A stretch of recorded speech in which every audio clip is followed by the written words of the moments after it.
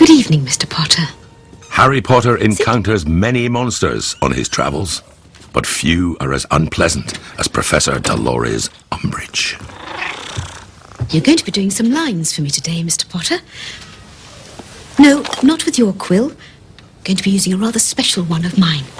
It's so brilliant because it's so sinister. Just the most evil that you could possibly imagine. I want you to write, I must not tell lies. It is so evil and so nasty, this really evil woman. And because she does everything with a smile, she's even more sort of perverse and twisted and unpleasant. And actually, I mean, scary, because you don't know what she's capable of.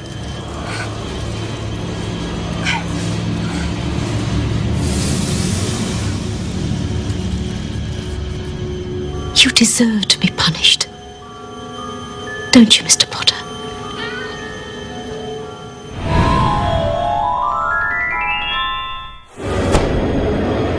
The Harry Potter movies are well known for pushing the limits of CGI technology. This sequence lasts just seconds on film, but took over a year to create, and so earns its place inside the top 30.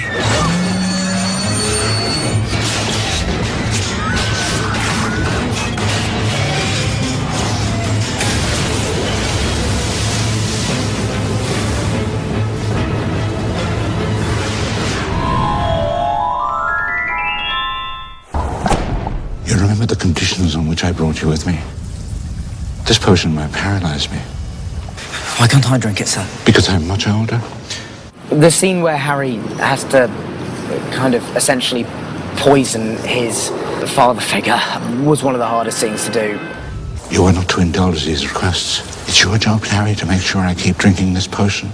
He's so scared and he's crying out, and I think that's probably one of the scariest moments emotionally. You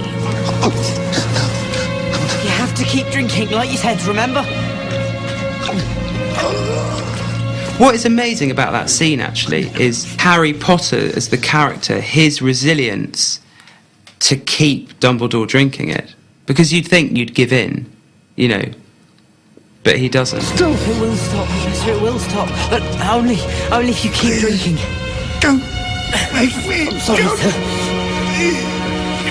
Kill me! No, It's horrific. And it's really horrific. please.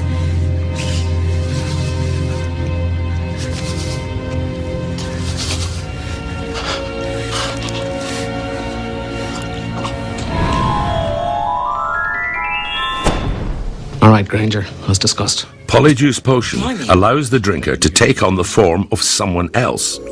It's a delightful concoction reportedly made from stewed lacewing flies and unsucculated leeches, whatever they are. For those of you who haven't taken Polyjuice Potion before, fair warning, it tastes like goblin. Just for the sheer complexity and how hard it must have been to have got it all together, it has to be the Seven Harrys. For me, it's just so clever that when they take the drink and suddenly they morph into these Harrys, I just think is a brilliant scene. It was great fun, to be honest. Wow, we're identical. My impressions of Rupert and Emma were probably the easiest that I had to do. Harry, your eyesight really is awful. It's testament to Dan's acting ability that you can tell each individual character there. I did almost. Despite they all look the same. Haven't got anything a bit more sporting, have you? Didn't you do almost 200 takes? Yeah, doing that in total. A lot of takes. So yeah, fair play. Mundungus Fletcher was quite easy because Andy is quite distinctive. Strip. All right. I would have the actual actors he was playing alongside me at the monitor, Fleur, for example, and we'd watch Dan do a take playing Fleur, and then Dan would come over to the monitor, and we'd discuss if Dan was feminine enough, if he was holding the bra in the right way, for example. Bill, look away. I'm hideous. And spookily enough, Dan actually really liked playing Clemence. As for Harry, Yes. the real Harry, where the devil are you anyway? Here.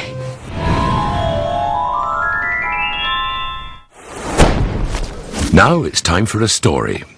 about a story, within a story, if you follow me. There were once 3 brothers who were travelling along a lonely, winding road at twilight.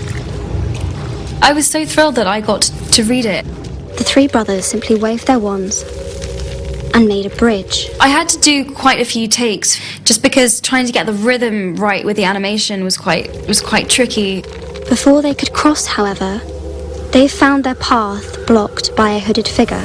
I thought the animation was really beautiful, so that was a really sort of nice perk for me. He then greeted death as an old friend and went with him gladly, departing this life as equals.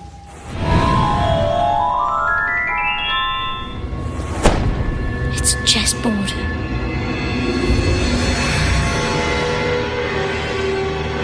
Everything in the world of Harry Potter has a magical and often dangerous twist.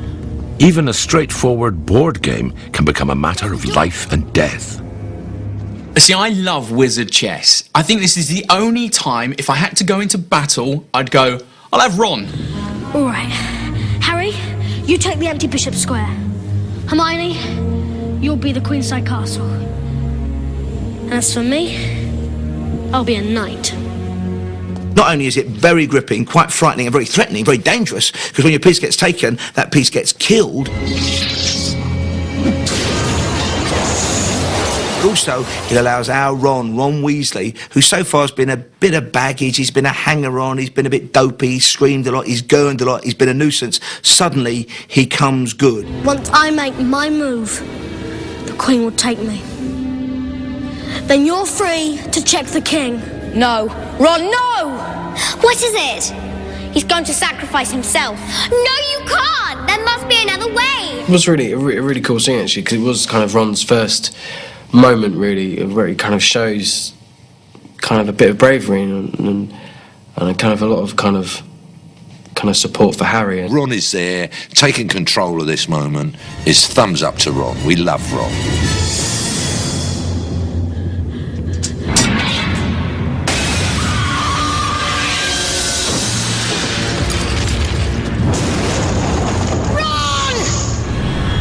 Well, it's checkmate for Ron, but it's not game over for our countdown. Stay tuned for more spellbinding Potter moments. Well, we both had wand arm at the end of it. We both had to see a physio. We'd been wanding all day. It wasn't just us, the men, all the men were suffering from this.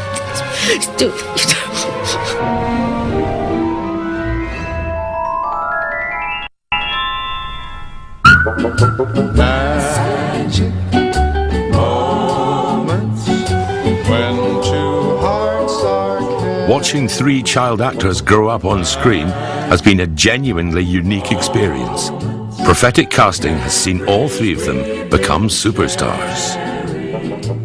Dan, Emma and Rupert, we've seen them as small kids to young adults.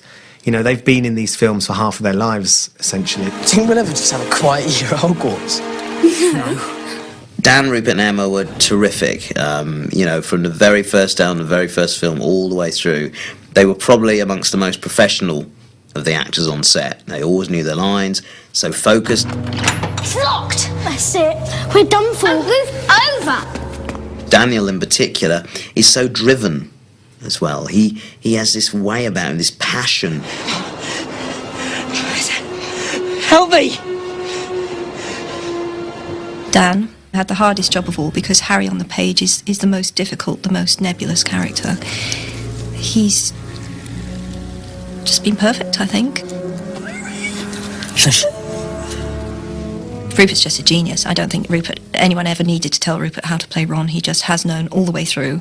And what was remarkable about Rupert was that obviously comedically he's just spot on. You couldn't teach that. I think he's got a bit more than friendship on his mind. Emma, she is stunningly beautiful. She genuinely is very bright, you know, she's very articulate. She's everything you would need to be to play Hermione properly. Victor's more of a physical being. I just mean he's not particularly loquacious. They are the only 3 people that will know what it's been like to have been involved from day one, to be part of the biggest grossing franchise of all time. Those 3, between them, that's a bond that they will have forever. Perfect. they're perfect. I can't say anything. I can't say anything else. I think I love them, as you can probably tell.